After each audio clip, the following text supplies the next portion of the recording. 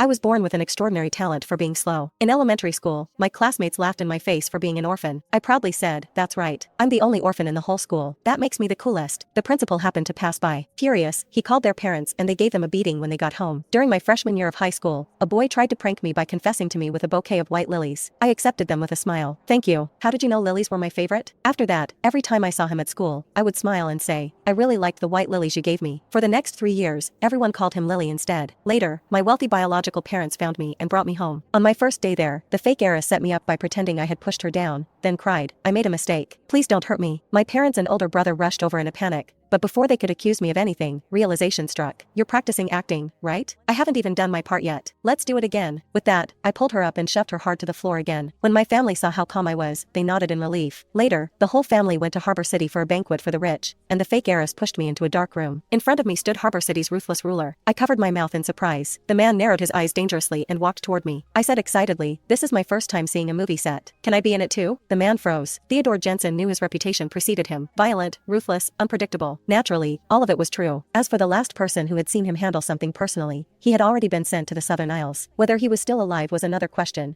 but he was definitely missing a few organs. He pointed at the door behind him. "The door isn't locked. You can leave." Of course, he was lying to me. If I turned and left, it would prove everything I had done earlier was an act. The moment I turned and took one step away, his bodyguards would run out from the corner and restrain me. But after waiting a few seconds, he saw that I not only stayed where I was. I walked farther into the room instead and crouched in front of the injured man. I poked him. "So this is imitation blood? It looks so real." The man on the floor coughed up blood and rasped, "Help, help me." I stared at him in silence, then turned to look at the man behind me. What line am I supposed to say here? Should I say, yes, or no? Theodore's brow seemed to raise slightly as he snapped his fingers. Two men in black suddenly walked out from the corner. They then stuffed the man on the floor into a sack and carried him out. While they were doing that, I walked around the room, looking for cameras. After the man was carried out, the door closed again. Theodore sat down in a chair not far away. He asked, "Your name?" I paused for a moment, then immediately brought my legs together. I raised my head and straightened my back before in a loud, clear voice, "My name is Rebecca Lane. My strengths are that I'm hardworking and can handle hardship. No matter what role it is, I'm confident I can do it well. Please give me a chance, director." The corner of Theodore's mouth twitched. "So," he said, "that scene just now, it was confidential footage. You are not allowed to reveal it to anyone." I nodded seriously. "I promise I'll keep it a secret." After that, he waved for me to leave. My mood sank instantly. Looks like I did not pass the audition. After leaving the room, I walked toward the banquet hall. With just a glance, I saw Nora chatting excitedly with the guests, so I walked over and patted her shoulder. When she turned and saw me, she jumped in fright and cried out, "You're okay?" I sighed in front of Nora. "You went through all that trouble to get me this chance, but too bad I didn't make the cut." Nora's mouth twitched. She had no idea what I was talking about. She had paid a steep price to learn that Theodore was dealing with a traitor in that room. Anyone who stumbled onto a scene like that would either be silenced for good or sent somewhere far away, never to return home to Centra. Nora had thought she could finally get rid of the thorn in her